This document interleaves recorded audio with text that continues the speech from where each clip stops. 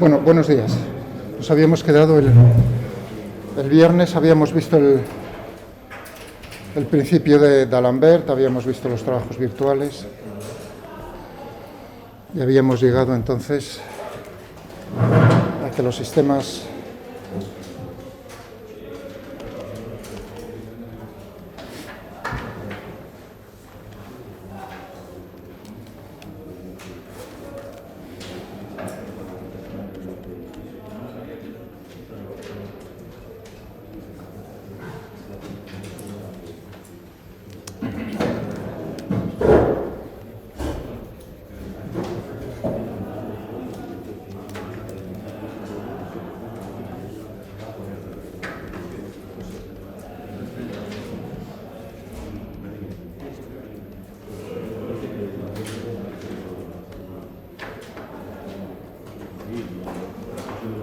¿no?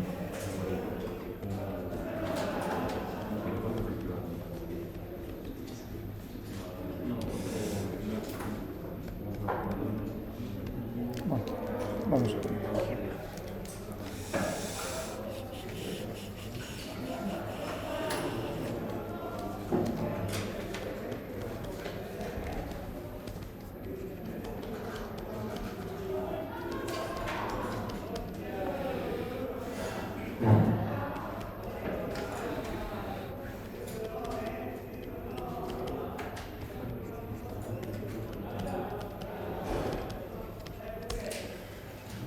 Teníamos tantas ecuaciones del movimiento como grados de libertad.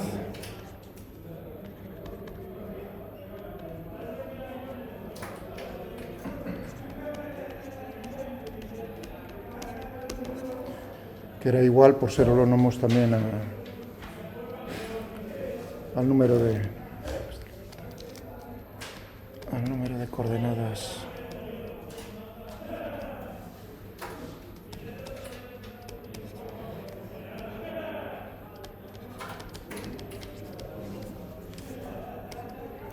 generalizadas. Y que teníamos que si construíamos la función energía cinética del sistema para todas las partículas, ¿no?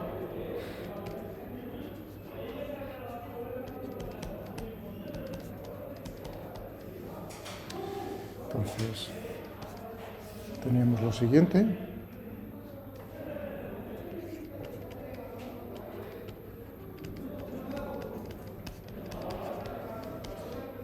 Para todo el sistema.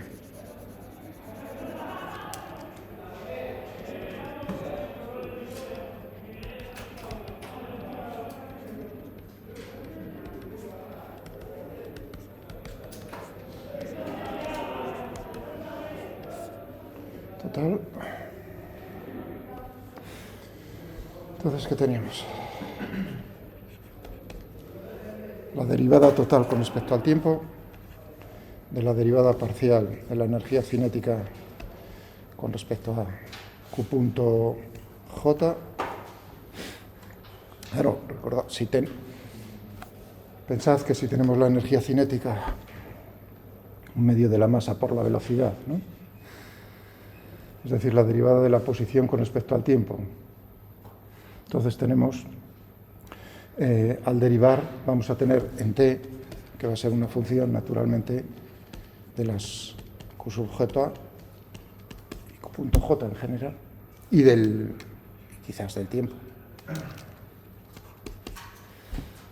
¿De acuerdo? O sea, que no es extraño que aquí nos digan deriva parcialmente porque va a ser una expresión en la energía cinética, en la cual aparecen las coordenadas generalizadas, las que teníamos aquí, que dependía de las QJ y del tiempo.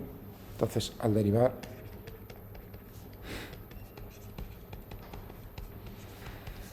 ¿no?, nos van a aparecer expresiones en la cual puede aparecer las derivadas de las coordenadas generalizadas con respecto al tiempo, Q punto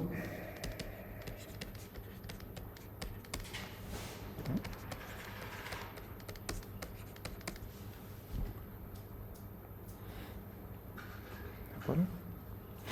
Entonces no es extraño que podamos hacer en esa expresión derivar parcialmente, es decir, que para nosotros al derivar parcialmente esto, y ahora haremos, si le habéis echado un vistazo ya a los archivos como os pedí, pues veis cómo uno deriva parcialmente, esto y esto son constantes al derivar parcialmente.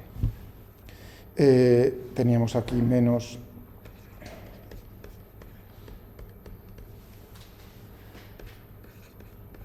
siendo QJ,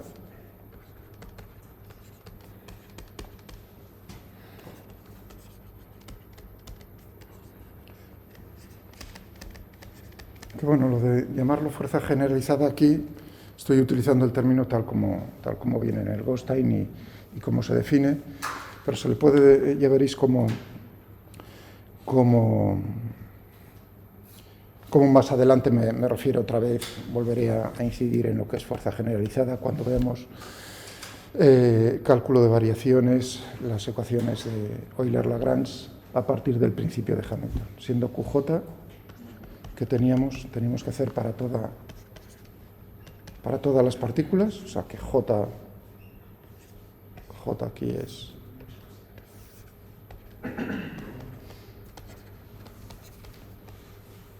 generalizada J, y aquí teníamos todas las fuerzas aplicadas, ¿no? Fi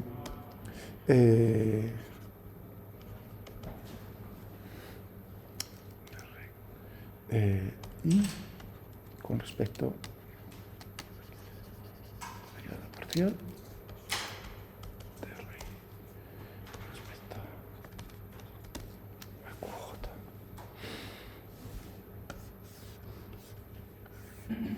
¿De acuerdo? Si os comenté, si la coordenada generalizada tiene dimensiones de longitud, entonces la fuerza generalizada tiene dimensiones de fuerza. Pero si la coordenada generalizada es un ángulo, entonces, ¿qué creéis? Por ejemplo, ¿no? Si fuese un ángulo, entonces, ¿qué dimensiones va a tener la fuerza generalizada? Las mismas dimensiones que el momento de una fuerza. Fijaos que tendríamos aquí, QJ sería un ángulo, esa dimensional. En el numerador tenemos dimensiones de longitud. Aquí tenemos fuerza, por lo tanto tendríamos en el sistema internacional newtons metro. Las mismas dimensiones que el momento de una fuerza.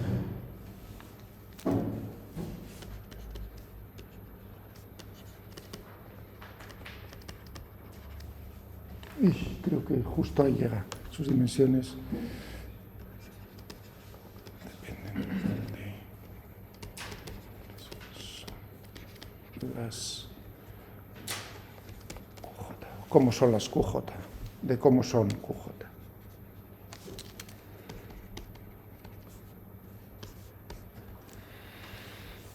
Bueno, ahí nos habíamos quedado, o sea, estoy enlazando justo en la expresión, y tenemos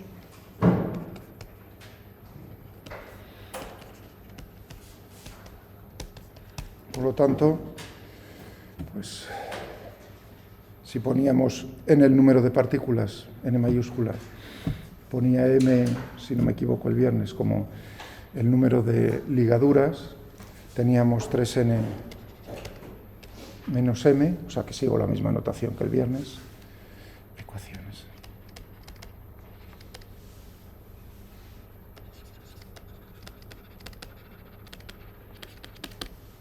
Ecuaciones del movimiento. Son ecuaciones, fijaos que al derivar, aquí con respecto al tiempo, son ecuaciones en las que nos va a aparecer Q.J, o sea, la aceleración en general, Q.J, QJ y quizás el tiempo explícitamente. Es un sistema de ecuaciones diferenciales de segundo orden, hasta la segunda derivada, ¿no? Entonces necesitaremos, aparte de las ecuaciones del movimiento, necesitaremos las condiciones iniciales, es decir, que nos digan cómo es la velocidad inicial y cómo es la posición del sistema inicialmente. Si tenemos eso, ya lo podemos resolver y ya está. Y esas ecuaciones son las mismas ecuaciones del movimiento que obtendríamos con la mecánica de Newton, eliminando, naturalmente, de esas ecuaciones las fuerzas de ligadura. Si ahora vamos a añadir, si además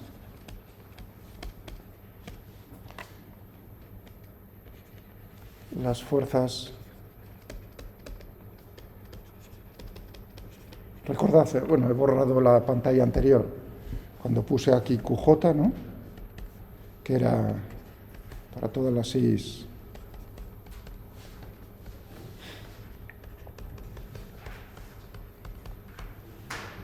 Recordad ahí en la anotación que estas fuerzas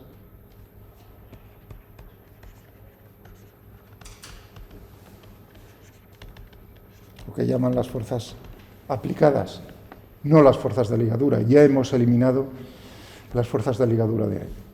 Recordad. ¿De acuerdo? Si además las fuerzas aplicadas son conservativas,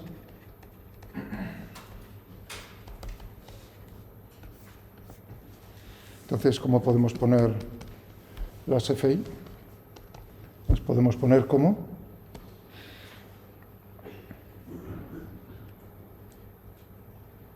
¿cómo podremos? Si son fuerzas conservativas, ¿cómo les podemos poner?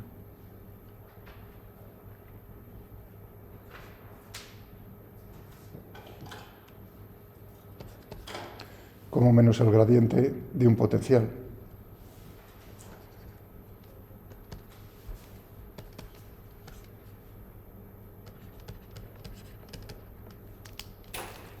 O siendo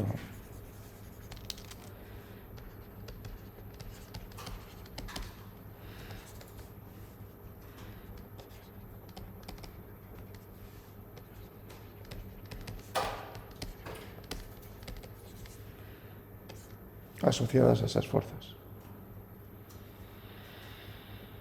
¿De acuerdo? De tal manera que entonces nos quedaría, si consideramos este caso,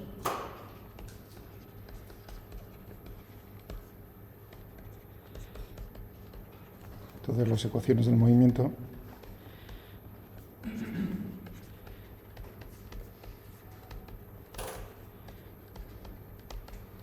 serán, fijaos que voy a poner U como la energía potencial total.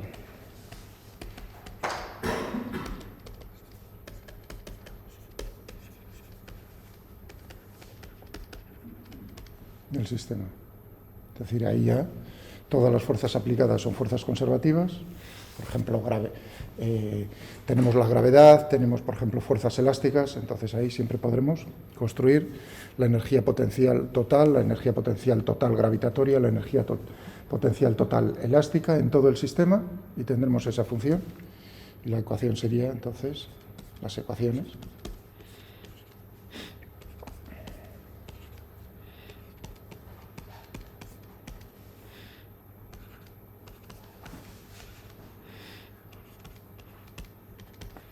Ya lo tendremos aquí.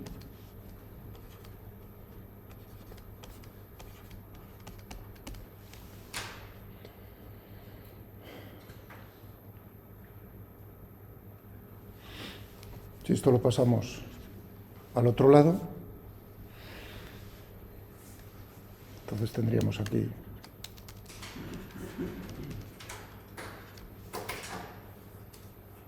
si además esto lo ponemos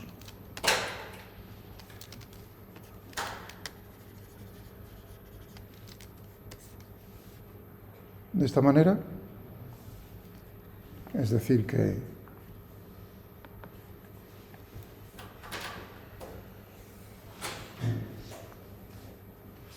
bueno, voy a dejarlo así.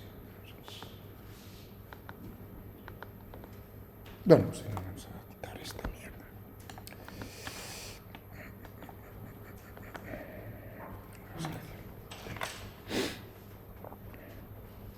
Voy a ponerlo otra vez.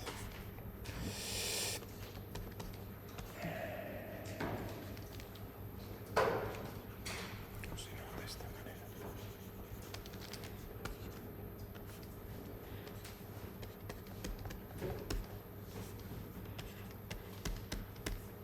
Igual a 0. Claro, y ahora recordamos que fijaos, si las fuerzas son conservativas, entonces podemos definir la función energía potencial. Pero ¿por qué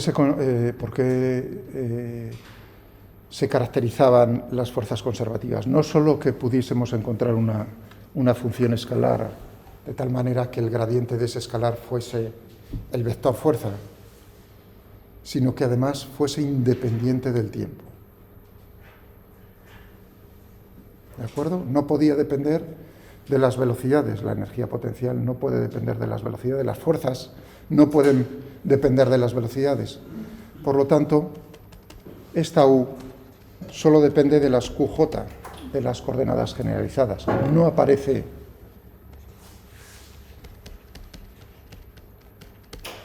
ni tampoco aparece el tiempo, porque si no, no serían fuerzas conservativas.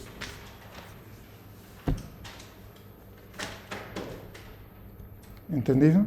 Hemos dicho, si además estamos suponiendo que las fuerzas aplicadas son conservativas, le estamos aplicando todas las condiciones para que esas fuerzas sean conservativas. Es decir, tienen que ser independientes del tiempo, ¿de acuerdo? Claro, no puede entonces depender de la velocidad, la fuerza, evidentemente, porque si no va a depender de cómo llevemos el sistema de un punto a otro, más rápido, más lento, y además vamos a poder encontrar la función energía potencial. Conclusión: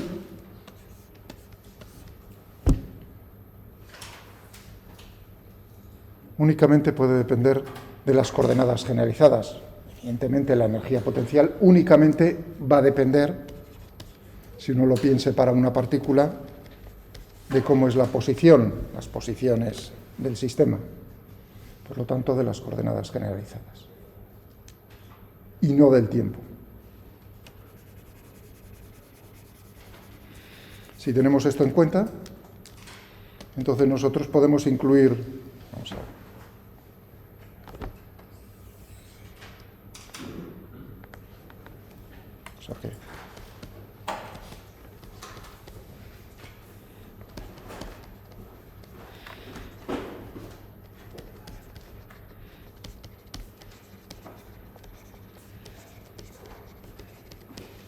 las QJ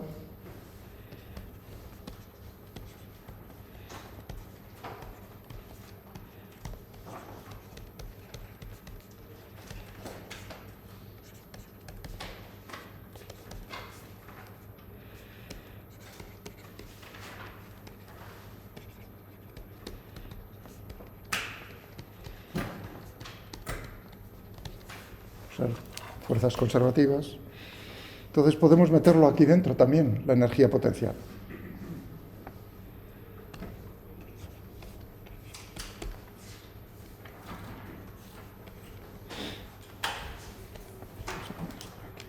Un corchete cuadrado para hacerlo más bonito. T.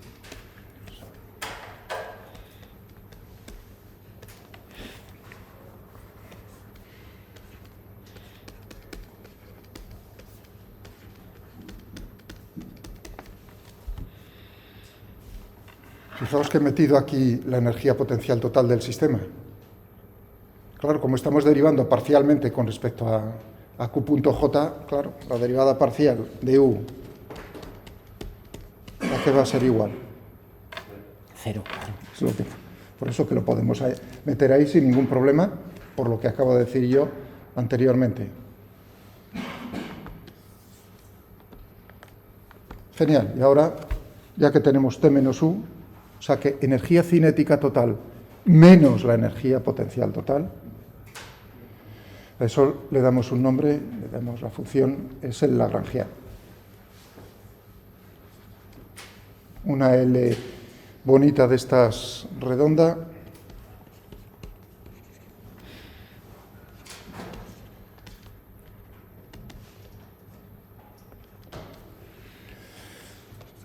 función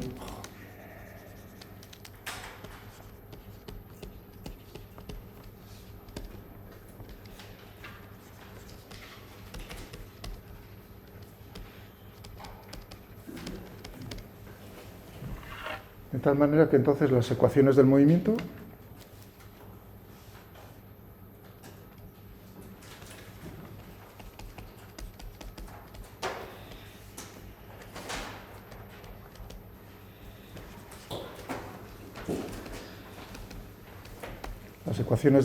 del sistema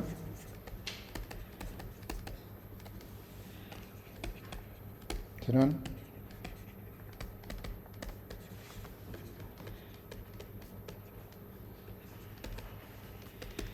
en función del lagrangiano que tendríamos aquí, la derivada con respecto.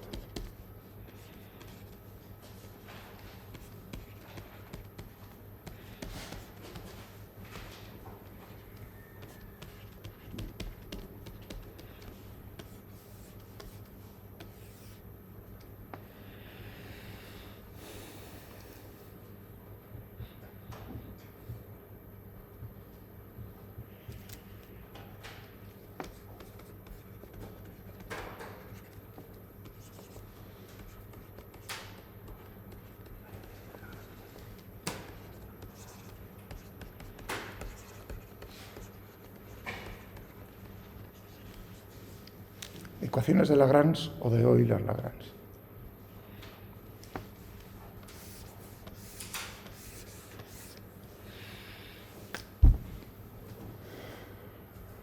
Construimos, o sea que no os olvidéis de las condiciones, o sea, para qué tipo de problemas lo podemos aplicar, estas en particular.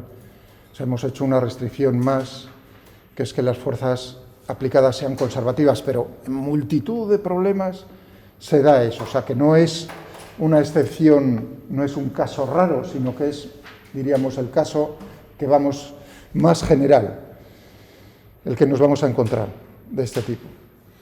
Recordad también que si no fuese así, también podríamos tener otro problema, o sea, que las fuerzas fuesen no conservativas, entonces tendríamos que irnos directamente a calcular cómo son las fuerzas generalizadas en ese caso. Se puede hacer en ciertos casos, en otros casos se complica más.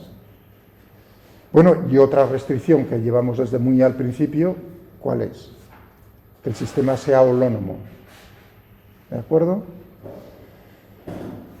O sea que no os olvidéis, estas ecuaciones tienen esas restricciones a la hora de aplicarlo, pero ya digo, multitud de casos muy importantes se pueden resolver con estas cosas. En casos en los cuales no se dé eso, también se puede aplicar todo este mecanismo que hemos hecho para encontrar las ecuaciones del movimiento. No es quizás tan agradable, porque esto es memoria, lo que le gusta a todo el mundo. Me aprendo de memoria y espero no fallar. ¿Cómo no se falla? Pues haciendo 3 o 4 o 5 ejemplos, uno mismo, con el libro cerrado y los apuntes cerrados. Uno lo intenta y luego comprueba a ver o mira a ver cuáles son las dudas que le surgen. Es muy mecánico, nunca mejor dicho, el asunto, porque lo único que hay que hacer es construir cuál es la función energía cinética total y la energía potencial total en función de las coordenadas generalizadas.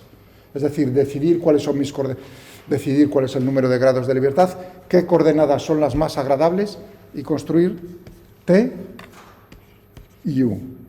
Con mucho cuidado. En T, en la energía cinética, van a aparecer las coordenadas generalizadas. Algunas coordenadas serán en un sistema de referencia inercial y en otros no inercial. Pero la energía cinética total tiene que estar expresado en un sistema de referencia inercial. Pero si no depende del tiempo, ¿cómo energía cinética?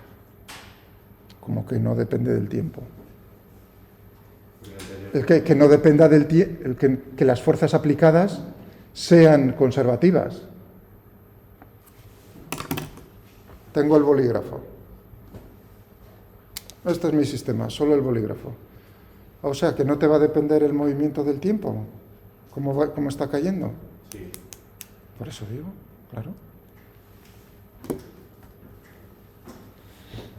Vas a tener ecuaciones en las que te aparecen Q punto punto, Q punto, Q en general, y quizás te aparezca explícitamente el tiempo, quizás, si es un sistema forzado, pero no en las fuerzas aplicadas. Claro, vale, o sea, intento decir, que me aparezca explícitamente el tiempo. Bueno, podríamos resolver ya uno o dos, uno el que tenéis en el archivo, el primer caso de los dos, ¿no? Os pedí que vieseis y que luego comentamos, pero otro podría ser el siguiente. Es el que odiamos tanto del alambre parabólico con la bolita, ¿no? ¿Cómo le meto yo el tiempo al asunto? Pues si esto lo monto sobre una plataforma y esta plataforma la acelero o la muevo, depende del tiempo, el movimiento de la plataforma explícitamente, pues entonces ya tendremos que depende las ecuaciones ahí nos aparece el tiempo explícito. ¿De acuerdo? Estaba diciendo, pero lo mejor es cogerse casos. Pero antes de eso, es decir, ¿cómo podríamos saber? O sea, esta es la teoría, con la advertencia que estaba haciendo. La energía cinética, es muy importante, está expresada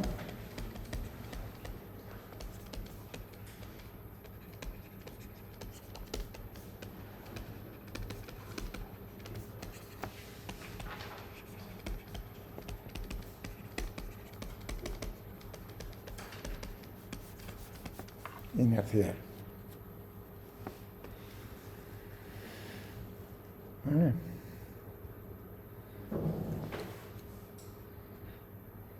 Bien.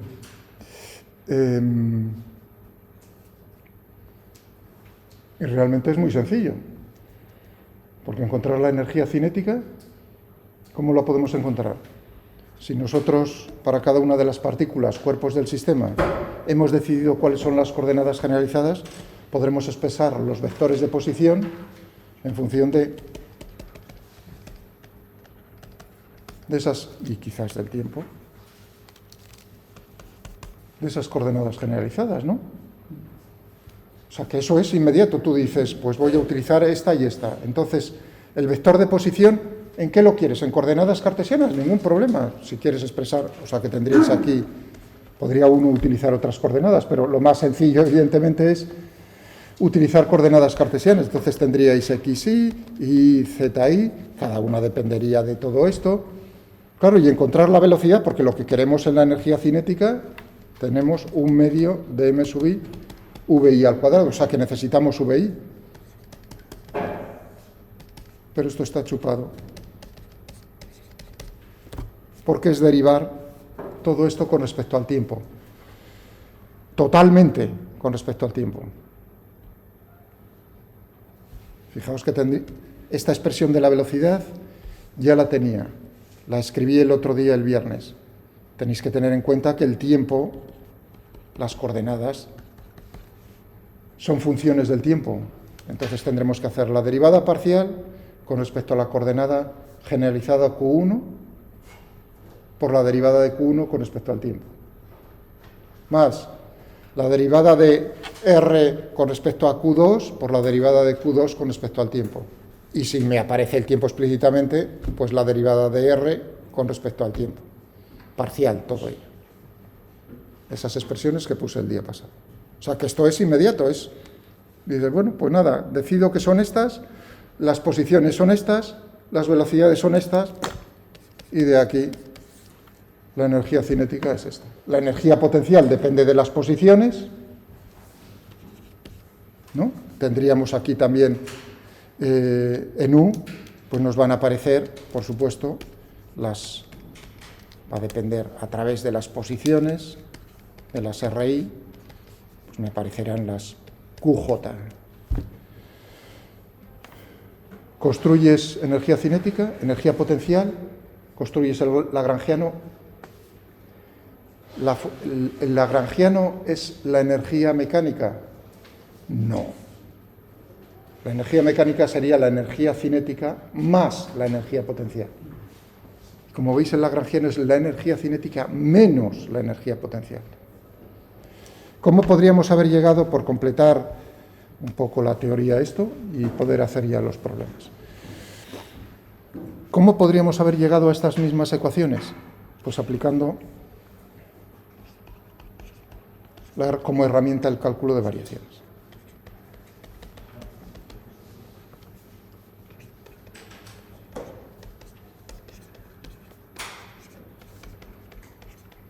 Taylor.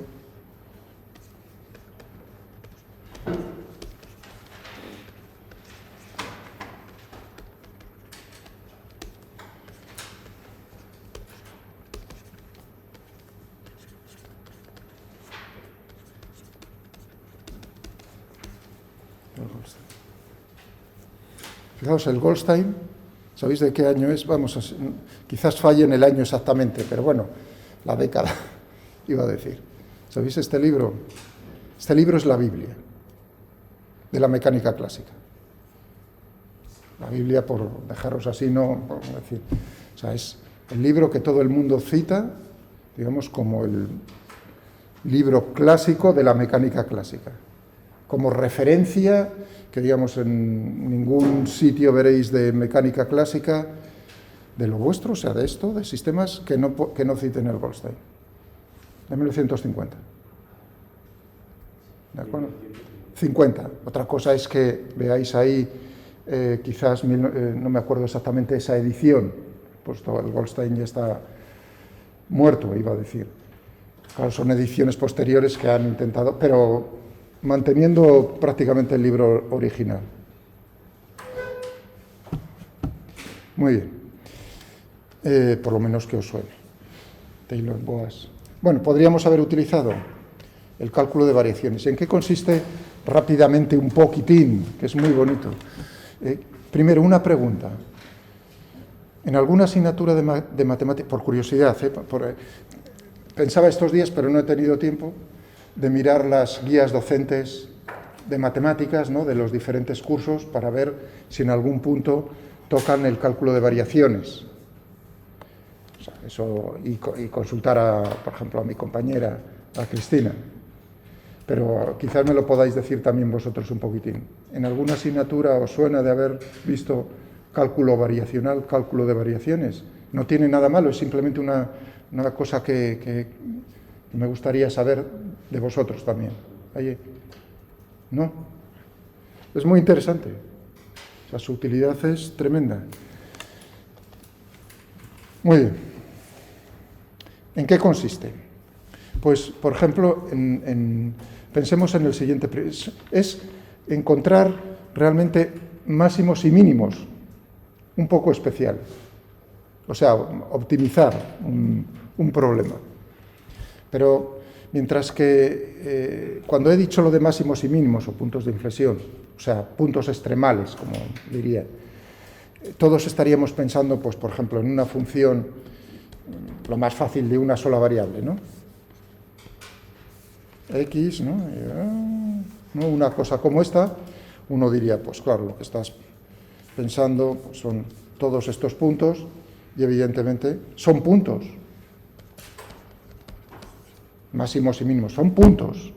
Es decir, que tendremos aquí las x sub i, el 1, el 2, el 3, el 4, el 5, ¿no? Para esas posiciones x5, lo que se cumple naturalmente es que la derivada de y con respecto a x es igual a 0.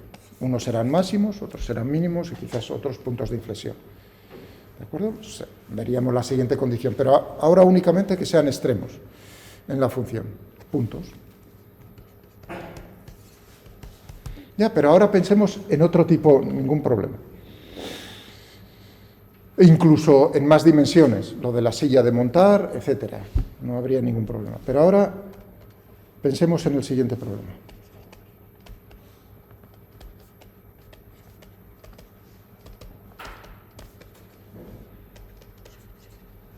En el siguiente problema.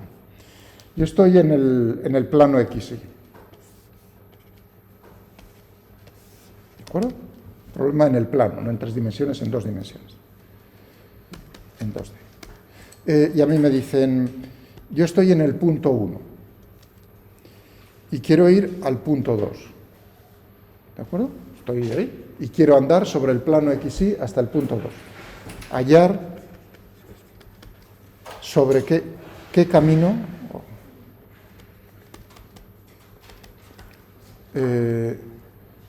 tengo infinitas posibilidades, ¿de acuerdo? Tiene el mínimo recorrido, o recorro sobre, no me ha salido muy bien, hallar sobre qué camino la distancia recorrida es mínima.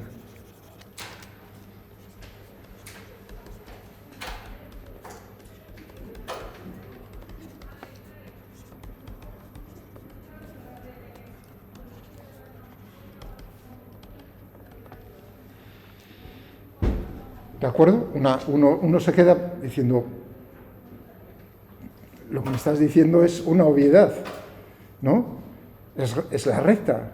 Tú no harías eso jamás. ¿De acuerdo? Pero ahora viene la pregunta, ¿y por qué es la recta y no es otra?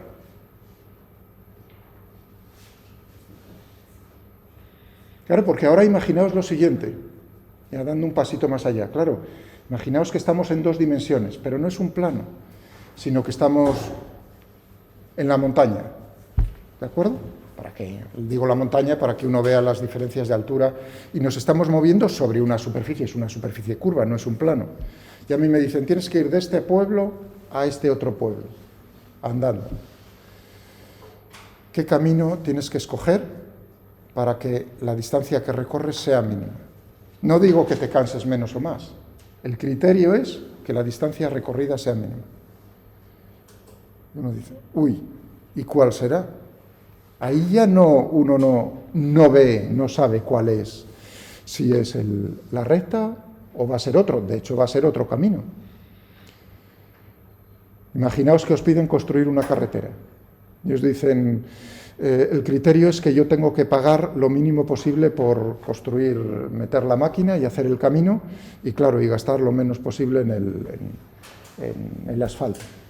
Entonces, es el mismo problema, ¿lo entendéis? Ya, pues vamos a ver, por ejemplo, aquí. Claro, uno diría, para cualquier camino lo tienes que dividir en trozos, ¿no? Y ver cuál es diferencial de ese, vamos a llamarlo para uno de ellos, pues sería la raíz cuadrada de diferencial de x al cuadrado, diferencial de y al cuadrado.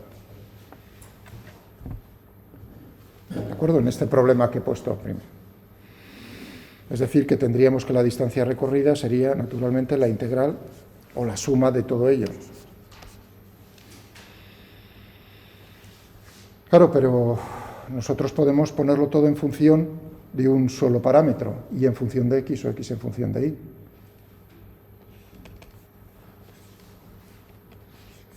Por ejemplo, tendríamos 1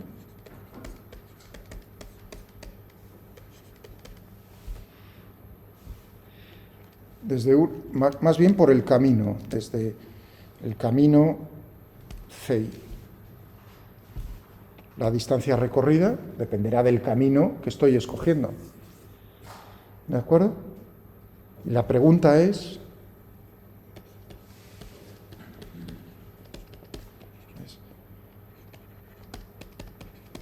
¿qué y de x, qué función, vamos a ponerlo aquí claramente, y de x hace mínima la integral?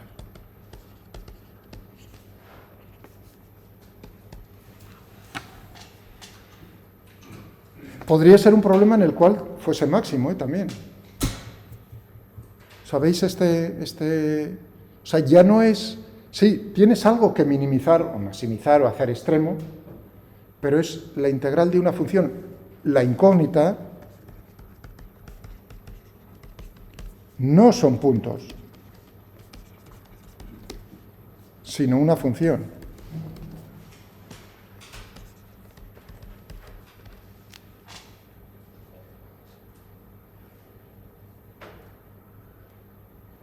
Entonces, un problema como este. Otro problema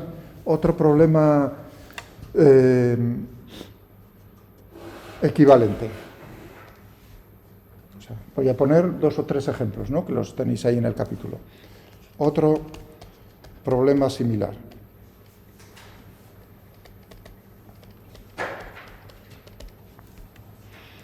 Tengo un foco de luz. ¿De acuerdo? Aquí. Y lo que me pregunto es un problema similar.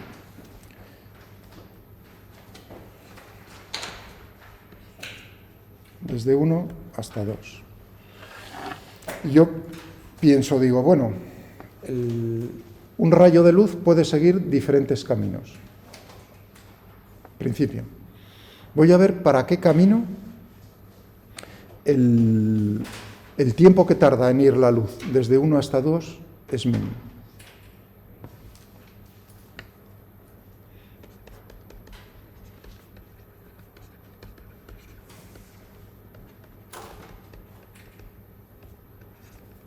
Que tarda en recorrer el rayo de luz. Tiempo que tarda en recorrer.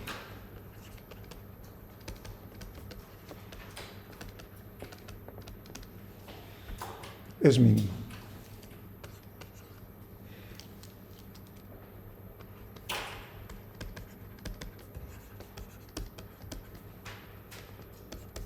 El rayo de luz, bueno, mínimo o máximo incluso, dependiendo de cómo sea el problema. Eso no es nada más que en óptica geométrica es el principio de Fermat. Es decir, que los rayos de luz lo que siguen es el camino, desde ahí hasta nuestros ojos, es aquel camino para el cual el tiempo que tardan los fotones desde que salen de ahí hasta que llegan a nuestra retina es mínimo. O máximo, dependiendo del sistema. No se me olvide que también hay casos que son máximos. O sea, que se expresa como, digamos, la óptica geométrica como un principio variacional. ¿Qué tendríamos aquí entonces? Otra vez buscamos el tiempo que tarda en recorrerlo esto. ¿Sí? Sí. Pero lo que tú ves no sería siempre la recta que une el foco al... Ahora mismo no. En tu vida cotidiana, y diría prácticamente jamás. ¿Por qué? Porque tengo ahí un radiador y ahí tengo las ventanas que están frías. Por lo tanto, los diferentes puntos en el aire que tengo aquí, suponiendo que esté quieto el aire, que también sería un problema bonito ver si se está moviendo, pero ahora tenemos en un instante de tiempo, en cada uno de los puntos aquí del aire que está atravesando la luz, la temperatura es diferente. Por lo tanto, el índice de refracción es diferente. Y al ser el índice de refracción diferente, la velocidad de la luz en ese medio es diferente. Claro, eso que estoy diciéndote es obvio cuando vas por la carretera en verano. ¿Por qué? Porque ahí las diferencias de temperatura son más grandes que lo que podamos tener nosotros aquí. Y entonces lo que ves es la curvatura, ¿no? Seguro que has ido en verano en el coche por una recta de estas, de aquí de la meseta, que está el suelo bien caliente, y dices, un día despejado, y tú miras al horizonte, a lo lejos la carretera, y no ves el cielo. Crees que ves agua, como en las pelis. Ves el azul del cielo. Ahí lo que estás viendo es, te vienen los rayos de luz desde arriba, claro, del cielo, el azul del cielo, y lo que hacen es curvarse, siguen una trayectoria. Tenemos aquí la carretera, y lo que hacen, ya que la temperatura aquí, el aire está más caliente que por aquí, y tú estás por aquí, ¿se une? Entonces lo que tenemos es que las trayectorias son de esta manera. Claro, y tú estás poniendo los ojos mirando un poco hacia abajo, es decir, que tú crees que te está viniendo por ahí. Claro, la imagen es del cielo azul, pero tú miras hacia abajo, por lo tanto estás viendo el azul por aquí abajo. Por supuesto que no es una trayectoria rectilínea, ni muchísimo menos. Claro, si uno piensa también en todos los objetivos del móvil y todo eso, precisamente lo que juega uno son con esas cosas, con los cambios de los índices de refracción. en el sistema óptico. O sea, que digamos que ahora mismo eso está caliente, en el camino el aire está frío. Hombre, es bastante cercano a una recta, quiero decir, pero no exactamente.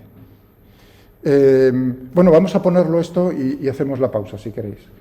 Es decir, que uno plantea este problema y dice, bueno, pues tendremos el tiempo diferencial de t para un trozo infinitesimal y tendremos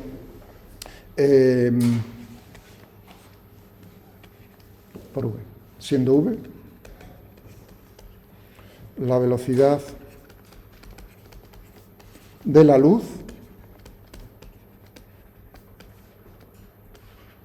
en ese medio. No se os olvide que estamos metidos en un medio, o sea, que no es el vacío, porque si no uno diría, bueno, esa es una constante. Si no hubiese puesto c como, no como camino, sino como letra que se utiliza para la velocidad de la luz. ¿De acuerdo? En el vacío, 300.000 kilómetros por segundo. Pero no, estoy poniendo v porque como está dentro de ese medio, la velocidad de la luz es siempre menor. ¿De acuerdo?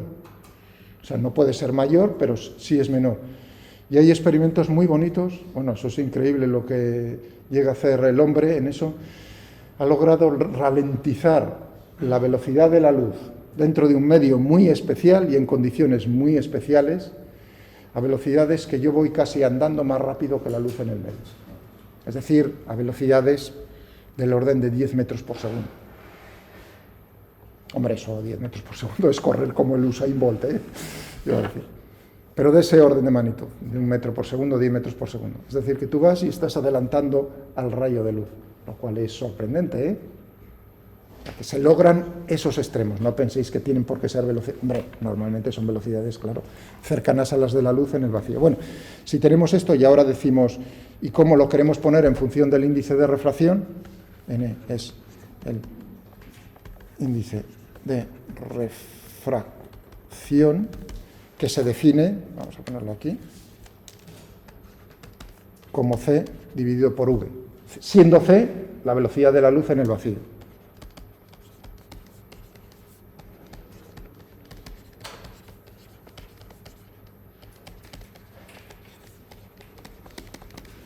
Por lo tanto, es mayor o igual que 1. Entonces tendríamos, si ponemos v como c dividido por n, o sea que tendría aquí diferencial de t, diferencial de s, n pasa para arriba y c pasa abajo. Pero claro, n depende de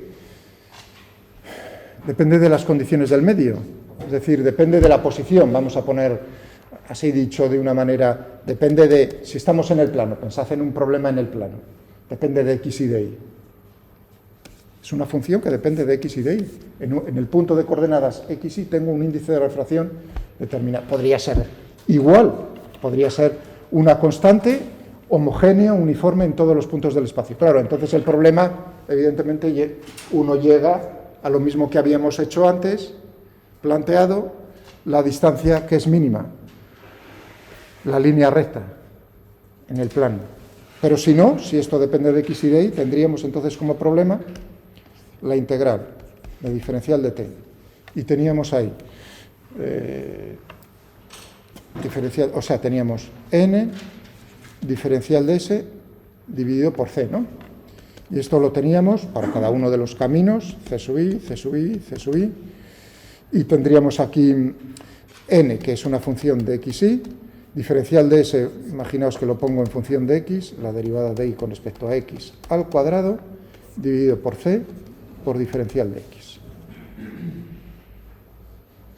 Entonces tenemos aquí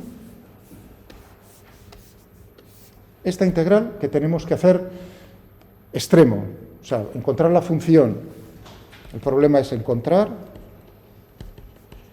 la función y de x que hace esta integral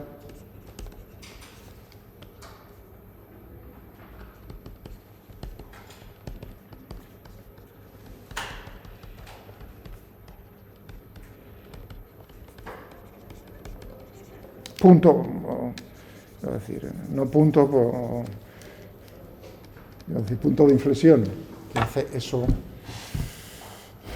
Para eso uno tendría que ver la derivada segunda. Bueno, este sería un problema similar. Y ahora haremos la pausa, que son I3 a I8 continuaremos. Pongo el tercer ejemplo, clásico, problema clásico que fue una competición feroz, por decirlo así, para llamaros la atención, que ganó, si no me equivoco, uno de los hermanos Bernoulli, porque eran varios, eran más de un hermano. Los famosos Bernoulli, no solo hay un Bernoulli, hay varios. Incluso no solo los hermanos, sino también es una familia, digamos, que tiene varios científicos. Bueno, ahora continuamos. Hay 8, ¿vale? Continuamos con dos ejemplos más de problemas que nos pueden aparecer en cálculo de variaciones, o que el cálculo de variaciones lo que nos permite es resolverlos. Uno clásico es la curva, el curva braquistocrona, que también tiene relación con la curva, el tautocrono. El tautocrono, todo eso son palabras del griego. Bueno, el resultado es el mismo, la solución es la misma. Cómo se plantea es un poco diferente. El braquistocrono es lo siguiente. Yo estoy en un plano vertical, ¿de acuerdo? O sea, dejo el movimiento en un plano vertical, lo limito a un plano vertical, bajo la acción de la gravedad. Entonces, parto de un punto 1, un cuerpo puntual, y dejo que se mueva bajo la acción de la gravedad. Tengo, si queréis, un alambre que puedo moldear, ¿no? O sea, puedo cambiar la forma, de tal manera que es una bolita que está pinchada por el alambre y va a seguir ese alambre, sin rozamiento. Es decir, que se conserva la energía mecánica. Y la pregunta es, ¿para qué camino que yo elija? Hago pruebas, modifico la forma del alambre. ¿Para qué forma del alambre, del camino? El tiempo que tarda en ir la bolita desde 1 hasta 2 es mínima. Esa es la pregunta. Uno diría, ¿la recta? En este caso ya no es la recta. Es decir, que si uno dice, hombre, por supuesto que va a ser un camino recto. Pues no, ahí está. Y este problema pues se planteó ya a finales del siglo XVII y estuvieron principios del XVIII, o sea, estamos en 1690 y tantos, 1700 muy poco, no me acuerdo exactamente en qué, tengo ahí abierto Wikipedia. A ver quién era capaz de resolverlo. Estaba Newton y todos los grandes, os que he citado a Newton, ¿no? Pero lo resolvió uno de los, a ver cuál de ellos.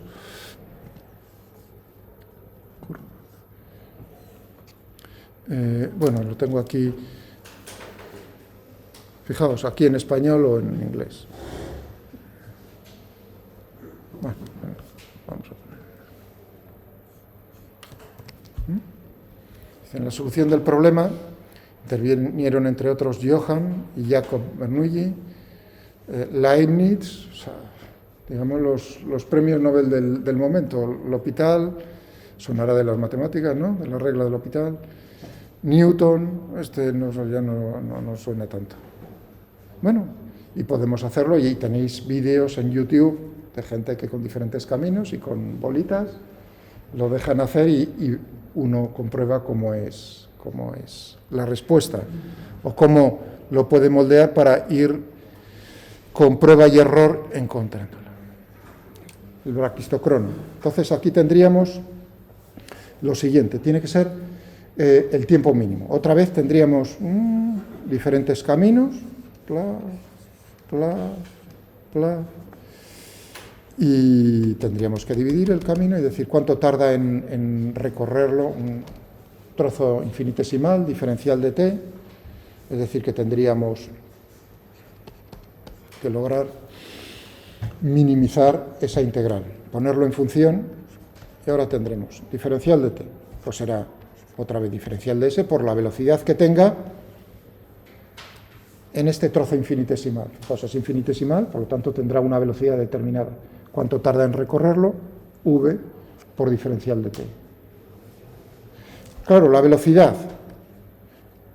sin rozamientos. Es decir, que podemos aplicar la conservación de la energía mecánica. ¿Y qué tendremos entonces para la velocidad? En función de G.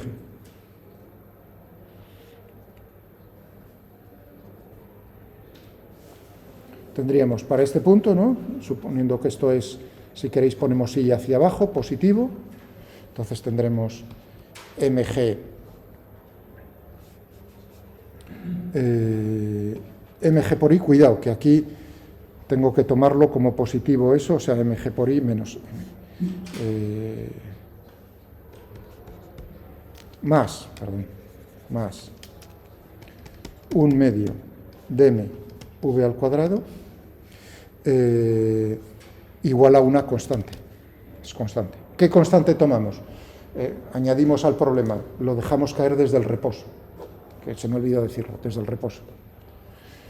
Y ponemos la altura de referencia ahí, es decir, que como energía mecánica inicial, esto es 0.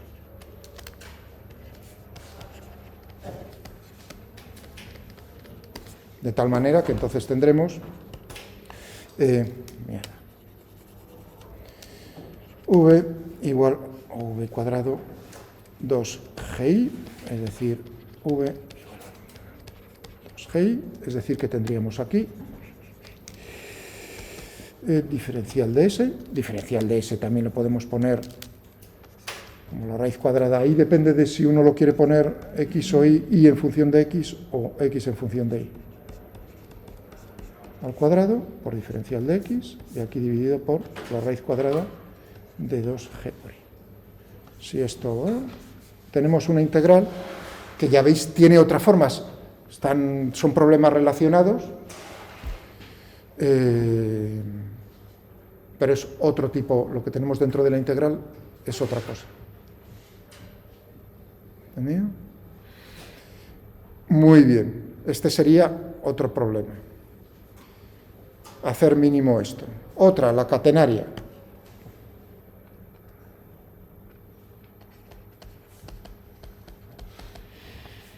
Entonces yo tengo una cuerda con masa y la cuelgo desde, si queréis, desde la misma altura o desde 2 puntos, en el plano, otra vez, el plano vertical, ¿no? Entonces digo, la cuelgo desde un extremo hasta otro extremo, a diferentes alturas si queréis, 1 o 2. Entonces la pregunta que se hace uno aquí es, ¿para qué forma? O sea, que uno es flexible, o sea, que le puede dar diferentes formas. ¿Para qué forma?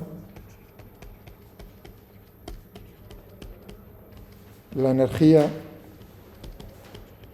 potencial gravitatoria total de la cuerda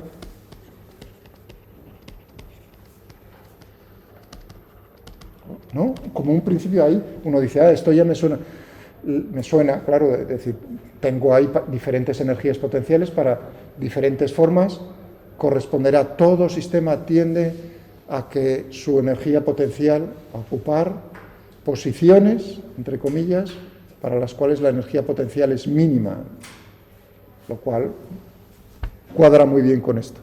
Pues aquí podríamos hacer una cosa parecida, si queréis lo pensáis, por no perder más el tiempo. Por cierto, me voy a poner en la alarma, que luego tienen clase. Un segundín, perdonad, que se me olvidó.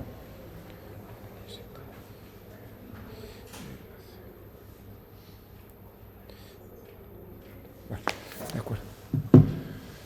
Otro problema, y bueno, el de la topografía, por el que empecé. Ya que porque es bonito, ¿no? Tenéis un mapa topográfico, entonces uno diría, quiero ir de un pueblo a otro pueblo, ¿cómo modificaría yo el problema anterior? Ahí ya es como ejemplo de que me aparezcan una función con 2 variables independientes.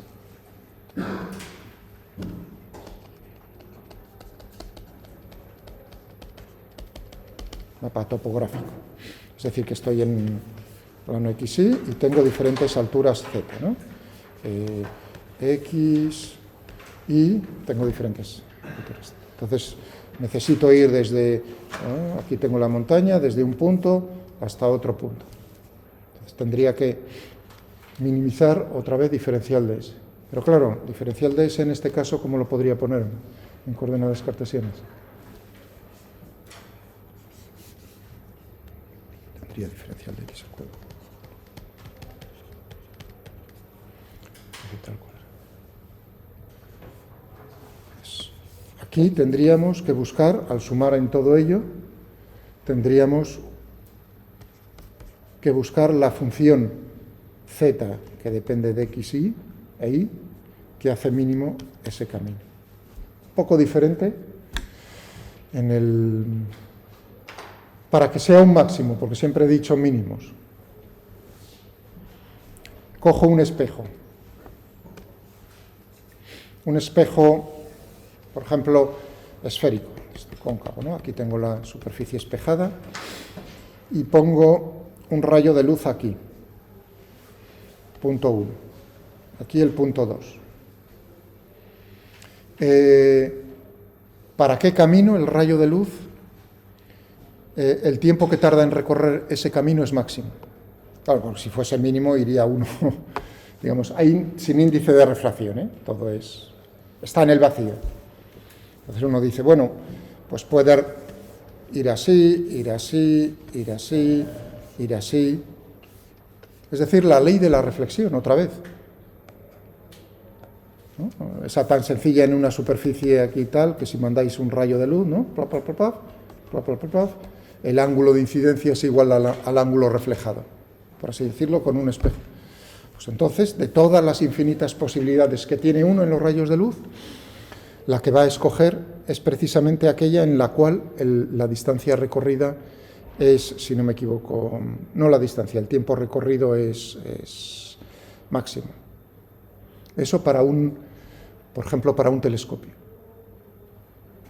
Bueno, de estos hay tropecientos mil, y todos son, os dais cuenta, todos los problemas son bonitos. Todos y cada uno de ellos son problemas preciosos. También en el nuestro, o sea, que ahora primero diré, bueno, ¿y cuál es la solución? ¿Vale? Porque tú nos has planteado, Miguel, diferentes problemas, pero no nos dices cómo es. Bueno, simplemente la advertencia, os voy a poner el resultado. Es decir, ¿qué tienen que cumplir las funciones? Pondré una forma general de la integral. Entonces, ¿qué se tiene que cumplir para que eso que hemos dicho, esa integral sea extremal? Cuidado. Puede ser mínimo, puede ser máximo, pero como solo nos va a interesar en mecánica que sea un extremo, no necesitaremos luego distinguir, porque eso ya sería más difícil matemáticamente. Bueno. Pues entonces, caso general. Caso general en una dimensión, por así decirlo. Una dimensión. Nos enfrentamos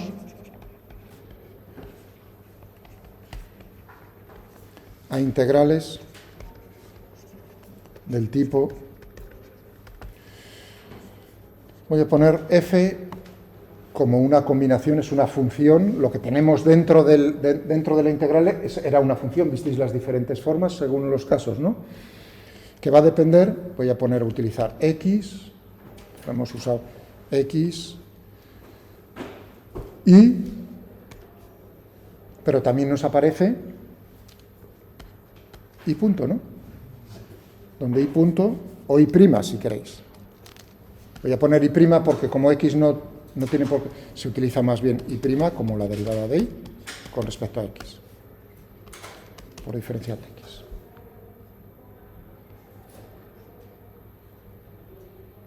¿De acuerdo? Desde un punto 1 hasta un punto 2. ¿Veis? ¿Entendéis esto? Cogéis los diferentes casos, el primero, y pues, ¿qué teníamos en el primero? Esta función. Teníamos en el primer caso, poner 1, f de x y prima, ¿qué teníamos aquí? 1 más y prima al cuadrado. Nos aparecía eso. O, por ejemplo, en el caso del braquistocrono, que nos aparecía f, x y prima, ¿qué nos aparecía? Teníamos en el numerador 1 más y prima al cuadrado, ¿no? Pero en el denominador, bueno, teníamos el 2g, esos son constantes, teníamos por la raíz cuadrada de y. ¿Lo recordáis? O sea que ahí nos aparece, no nos aparece x explícitamente. Aunque también la del braquistocrono la podía haber planteado como justo lo contrario, es decir, no una integral de este tipo, sino voy a poner g, para que fuese la variable independiente, como veis aquí, variable independiente x, función y de x, y me aparecen las derivadas de la función. Pero, por ejemplo, podría haber planteado el problema como y como variable independiente, x como variable dependiente, entonces tendríamos y, x y x', diferencial de y, claro. O sea, que depende de que escoja yo, y el problema es el mismo, e incluso expresándolo de una manera o de otra, es más fácil de una manera que de otra. Por ejemplo, en este caso, g sería, no sé si me voy a salir ahí, g sería como, tendríamos 1 más x' al cuadrado dividido por, x' al cuadrado dividido por la raíz cuadrada de y.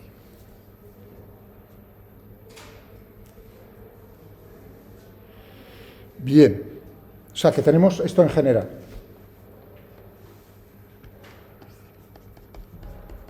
Voy a poner una de ellas. O sea que recordad, x es la variable independiente. Y de x es la función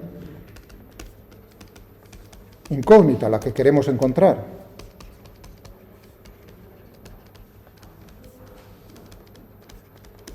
Y f, naturalmente, f depende del problema.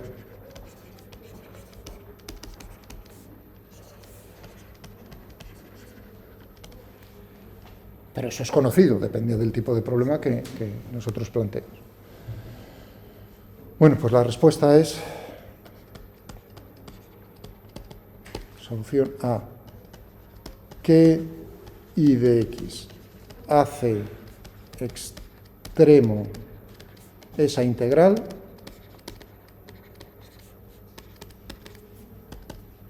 es la siguiente.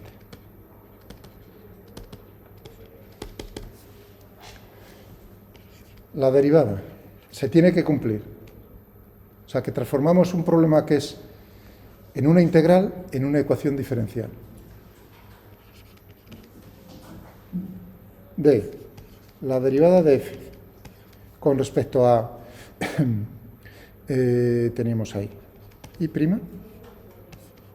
menos la derivada de f con respecto a y.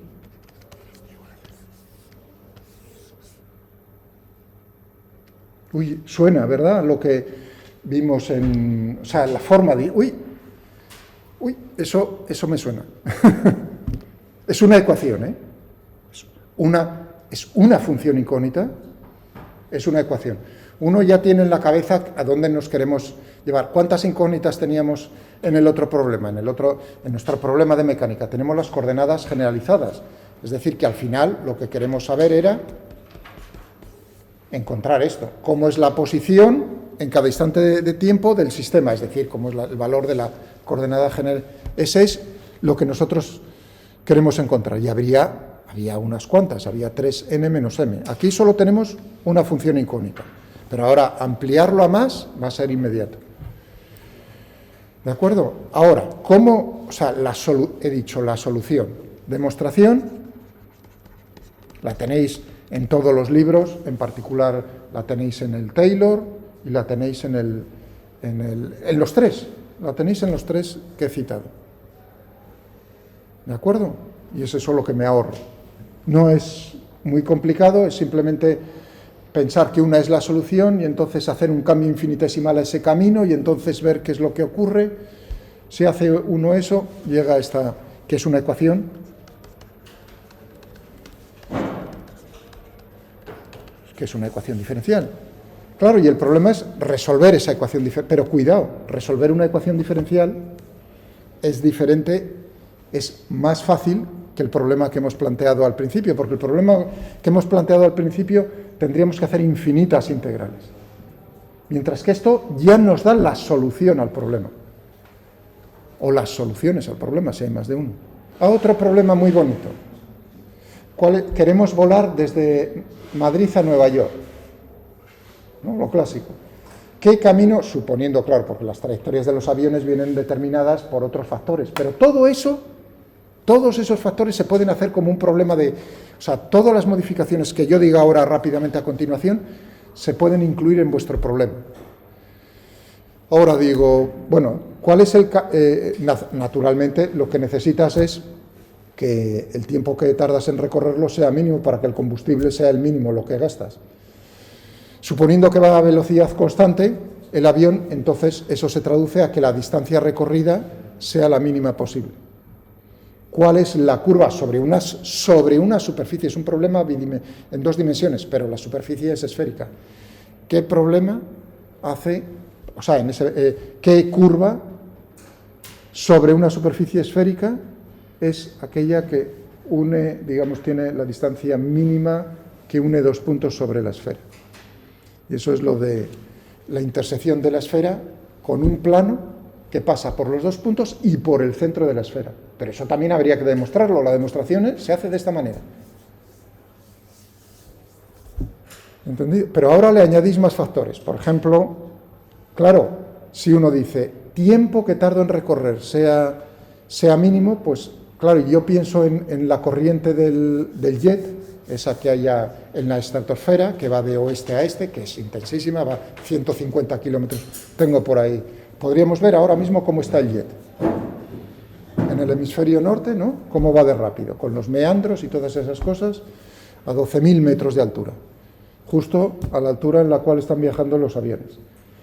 Entonces uno dice, bueno, pues lo que intento es, naturalmente, aprovecharme de que el avión es arrastrado también por esa corriente. Tú lo metes en el ordenador y entonces te da el camino para el cual el tiempo recorrido es mínimo, que a lo mejor la distancia recorrida es mayor que en el primer caso. ¿Lo entendéis? O sea que todo eso... O, por ejemplo, os piden construir una carretera.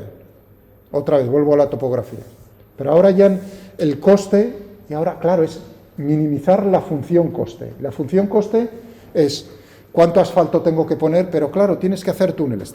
Bueno, primero, te impongo que la carretera no pueda tener una pendiente mayor que el 5%. ¿Entendéis? O sea, los camiones no están hechos para superar. Entonces, tú me puedes construir esa carretera teniendo en cuenta que quiero gastarme lo menos posible, que la carretera no puede tener una pendiente mayor del 5%, que además, si me tienes que construir túneles, los túneles tienen un factor en el coste X. Y eso todo es una fórmula, es una integral que hay que minimizar. Todos y cada uno de esos problemas, ya habéis visto, como he dicho ahora, uno al final decir, uy, eso es muy práctico, efectivamente, claro. No te vas a poner a construir infinitas carreteras antes de saber cuál es. Tienes que ya saber por lo pronto. Otra, ¿qué tipo de terreno? Claro, porque la roca que vas a taladrar o para hacer las zanjas, en una es granito y en otra es roca sedimentaria, que es mucho más fácil te cuesta menos trabajo, menos dinero. Todo eso, todos esos factores los vas incluyendo en tu función. Vale, si ahora incluimos, y ahora damos el paso final a lo nuestro. Uno diría, por ejemplo, pero nuestro problema, nosotros podemos definir una función, una integral, que es la integral de acción. ¿Bueno? La integral de acción, lo que tenemos es el lagrangiano. Y el lagrangiano, que es t menos 1. Ahora ya estamos en nuestro sistema mecánico. Y yo digo, bueno, puedo construir una integral que sea el lagrangiano, que dependerá las coordenadas generalizadas. Q1, Q2, tal, y nos aparecerá Q.1, Q.2, tal, y el tiempo explícitamente, quizás. Diferencial de t. Esa es una integral, ¿no? Pero ahora tenemos no una variable independiente, sino más de una. Tenemos Uy, perdón, ahí he dicho una tontería. Tenemos una variable independiente, perdonad, que es el tiempo, una, pero tenemos varias funciones incógnitas. Y ahora planteamos el principio de mínima acción, principio de Hamilton.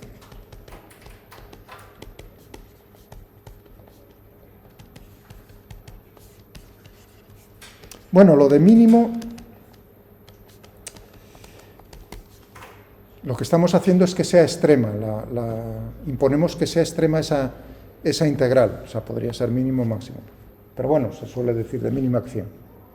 Y esto se le da el nombre de el desarrollo final de la mecánica clásica, Newton, Lagrange, Hamilton. 3 personas, bien fácil, ¿no? Newton, Lagrange, Hamilton. Hombre, uno puede decir, y D'Alembert, pero al final son las ecuaciones de Euler-Lagrange, son las ecuaciones de Lagrange. Claro, uno dice, ¿y Euler qué pasa con Euler? Pero lo podemos reducir a esas 3, digamos, el desarrollo en la mecánica clásica a esas 3 personas.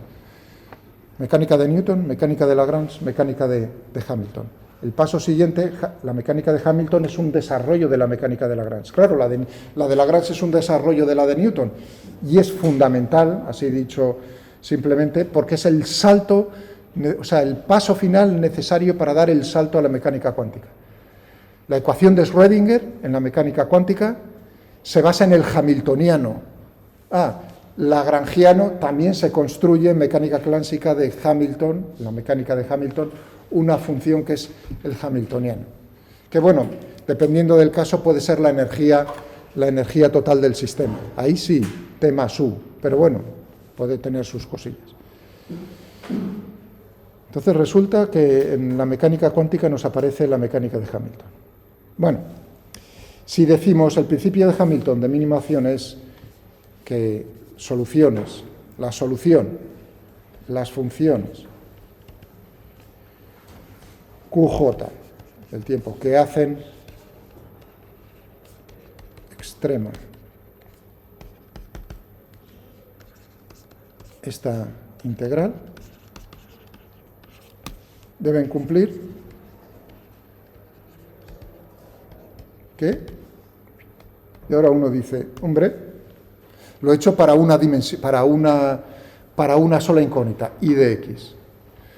Pero si metes más, pues entonces tendremos un número de ecuaciones que será, tienen que cumplir, fijaos que ahora no es f, sino claro, el lagrangiano, lo que hay dentro de la integral con respecto a q punto, porque ahora ya no pongo prima, ¿por qué? Porque la derivada es con respecto al tiempo, entonces pongo los puntos como derivadas temporales.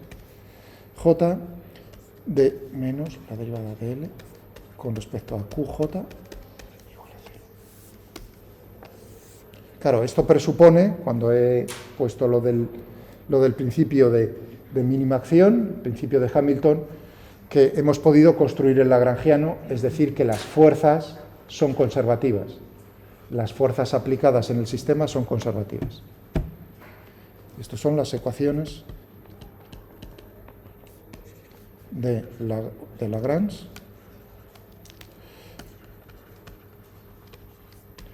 o de Euler-Lagrange. Aquella, cuando puse el problema general, visteis, ¿no? Cuando utilicé f, x y prima, ¿no? Y la ecuación que puse análoga a esta para ese caso. A esas ecuaciones, a esa ecuación, o si son en varias funciones incógnitas, esas ecuaciones reciben el nombre de ecuaciones de Euler-Lagrange, el mismo nombre que estamos utilizando aquí. Vale, pues vamos a por ejemplos.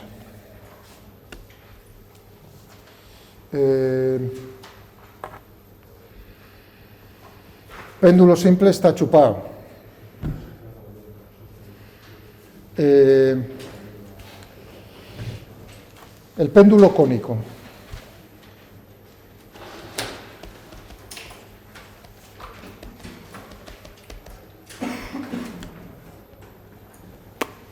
¿De acuerdo? Lo que tenéis en el archivo, hecho desde el punto de vista de D'Alembert, pero yo lo voy a hacer ya aplicando directamente, buscando las ecuaciones de Euler-Lagrange. Al final me llevan al mismo sitio. ¿Cuáles son las ecuaciones del movimiento? Entonces tendré aquí una barra o una cuerda de masa despreciable, la bolita por aquí, pero es tridimensional, de longitud L en 3D. Condiciones iniciales, me dicen cómo es la posición inicial y si parte del reposo o qué velocidad tiene. Y ahora encontrar la trayectoria. Bueno, pues vamos a ver qué hacemos. Lo primero, pasos, un poco lentamente en este, a ver qué tengo que hacer. Es un sistema formado es una bolita, ¿no? La posición de la bolita, R de la bolita. La expreso, si queréis, en coordenadas cartesianas. Porque, ¿qué es lo que necesito? Todavía más lento. O sea, pensad, necesito construir el Lagrange. Primer paso, necesito el Lagrangiano. Construir el Lagrangiano. Por lo tanto, necesito la energía cinética. Y la energía potencial, en este caso es energía potencial gravitatoria. Vale, pues vamos a por una y por otra. Necesito la energía cinética, necesito la velocidad. Y ahora viene, primero, número de grados de libertad, o sea, si queréis, antes que todo esto, ¿cuántos grados de libertad tiene el sistema?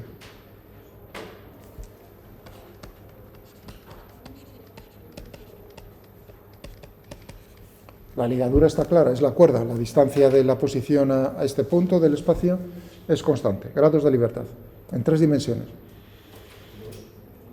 Efectivamente, 2 grados de libertad. 2 coordenadas generalizadas.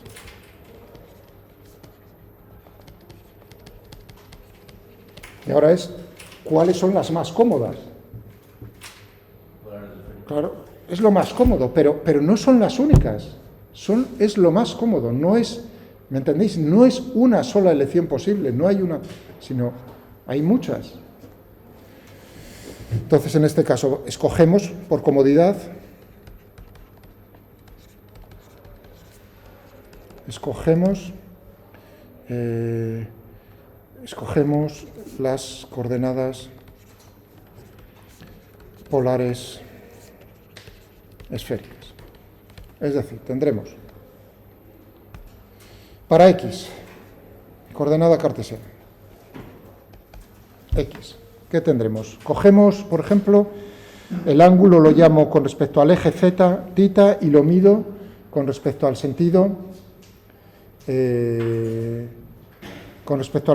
negativo, o sea, por aquí, esto, tita. La masa. Por supuesto, bajo la acción de la gravedad. Tendremos L,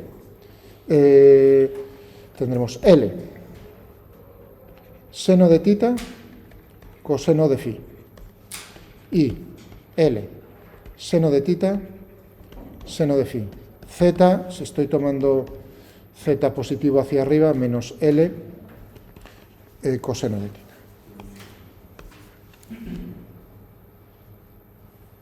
Ya lo tengo ahí. Vamos a ver, y ahora, necesito la velocidad, v, necesito v al cuadrado, necesitaré entonces x punto al cuadrado más y punto al cuadrado más z punto al cuadrado. X punto, a ver, necesito hacer la derivada con respecto, sabiendo que aquí tengo la dependencia con respecto al tiempo implícita. Tendremos L por, a ver, la primera derivada con respecto a tita con respecto al tiempo. Tendremos tita punto, ¿no? Por coseno de tita, regla de la cadena, L, coseno de tita, tita punto, coseno de phi, más L, seno de tita, phi punto, por la derivada del coseno menos el seno. Es decir, que tendría aquí menos seno de phi. Y punto, pues una cosa parecida, L, tita punto, coseno de tita, seno de phi, ahora tendría más L, seno de tita, phi punto, coseno de phi, y tendríamos z punto, tendríamos aquí menos con un menos más, L, tita punto, seno de tita.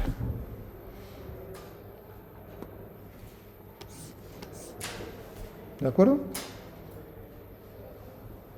Ya tengo la velocidad al cuadrado, lo elevo todo esto al cuadrado, al cuadrado, al cuadrado, todo esto al cuadrado, todo esto al cuadrado, todo esto al cuadrado, sumo los términos, entonces tendremos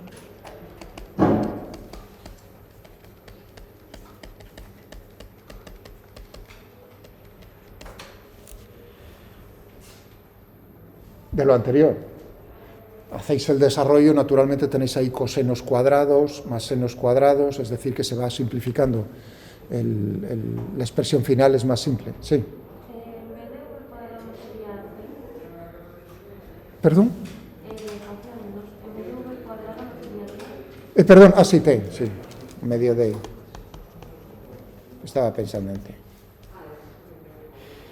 Vale. De acuerdo. ¿Cuál sería el ángulo?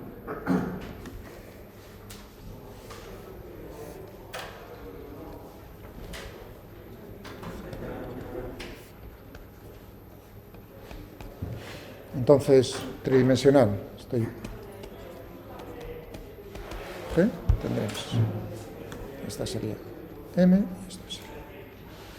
Y phi, pues tengo que hacer la proyección sobre el plano XY.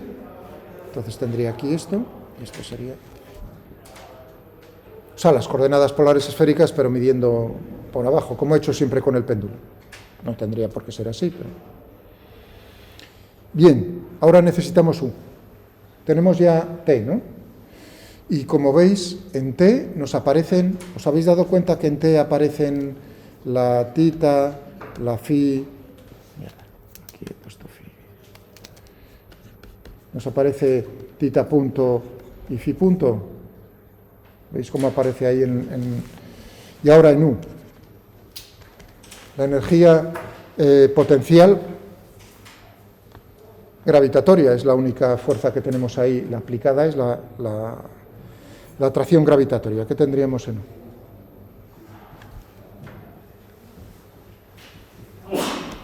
mg z. Es decir, U es igual a menos mg L coseno de tita. Suponiendo que G, la gravedad, es uniforme, claro. ¿De acuerdo? Mucho cuidado, porque he escogido, aquí depende de cómo escoja el ángulo, lo estoy midiendo por abajo, la energía potencial gravitatoria aumenta con la altura, aumenta con z. Si yo escojo z en el sentido contrario, naturalmente, de la aceleración gravitatoria. Mucho cuidado con eso, ¿eh? Es un error tonto. Vale, ya tenemos t, o sea que tenemos aquí u en función de tita, no aparece phi. Ya tenemos L, que depende de tita, de phi, de tita punto y de phi punto. Pues ahora vamos a cogernos, claro, este no es el problema más sencillo para hacerlo. Ahora tendríamos que plantear las ecuaciones.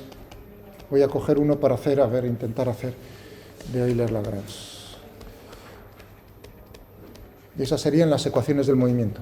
Pero como no he puesto la energía cinética final, podría hacerlo con el ordenador, lo tenéis ahí hecho en el ordenador. Vamos a cogernos otro. Me pidió un compañero, tengo aquí varios, pero todos no me da tiempo, ni mucho menos.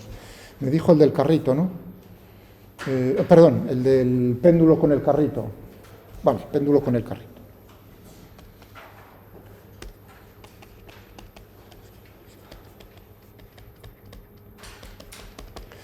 ¿Cómo quieres el carrito? ¿Acelerado linealmente o en una cuesta?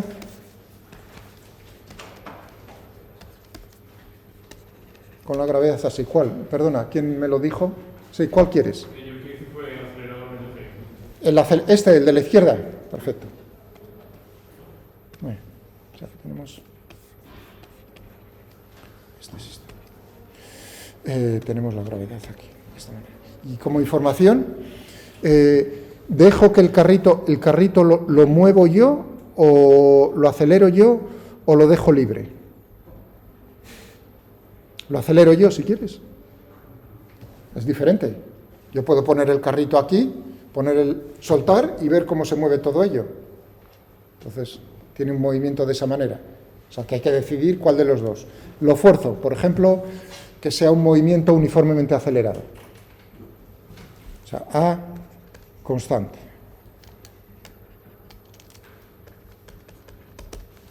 A constante.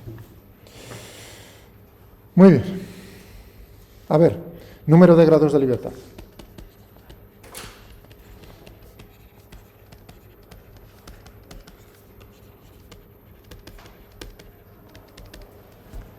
¿Cuántos grados de libertad tiene el sistema? 1. 1. Si dejase libre el carrito, serían 2. Pero de esta manera es solo 1. Es decir, una ecuación del movimiento.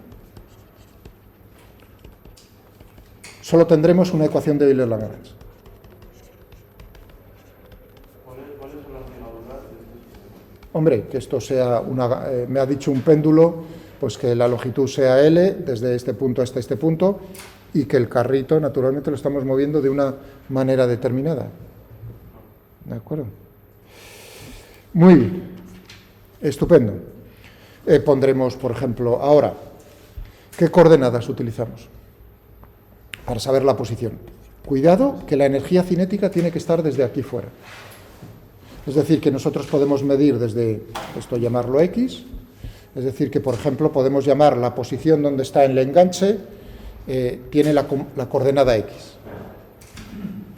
y la altura Y.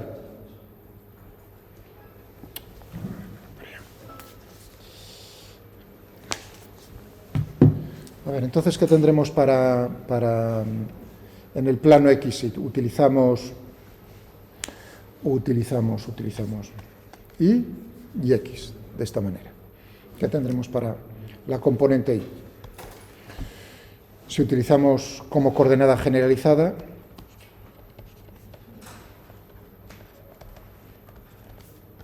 el ángulo θ, entonces la posición de la bolita en este sistema de referencia inercial, tendremos para X, tendremos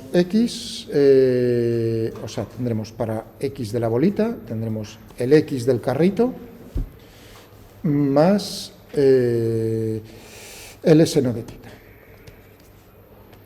Y de la bolita tendremos que será, pues, Y del carrito menos L coseno de θ. X del carrito, me están diciendo que es un movimiento uniformemente acelerado, pues tendremos un x0 más la velocidad, si queréis, parte del reposo del carrito, entonces tendremos un medio de A por el tiempo al cuadrado. Y del carrito, constante. Tenemos esto. Es decir, que esto lo metemos por aquí y lo metemos por aquí. Vamos a ponerle, si queréis, x0 igual a 0 y así. Aquí ya tendríamos entonces xb de la bolita. Tendríamos un medio de at al cuadrado más L seno de θ. E I sub B tendríamos, pongo el origen a la altura del, justo donde se encuentra el techo, el enganche. Por lo tanto, tendría menos L coseno de θ. X punto de la bolita. A ver.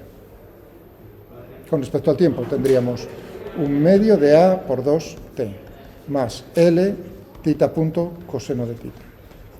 Y punto de B igual a 0 y punto B igual a 0 no. Tendríamos L θ punto seno de θ. Bueno, y ahora sí me voy a tener que ir. 59, no os preocupéis, lo dejamos aquí el viernes, continuamos aquí. ¿De acuerdo?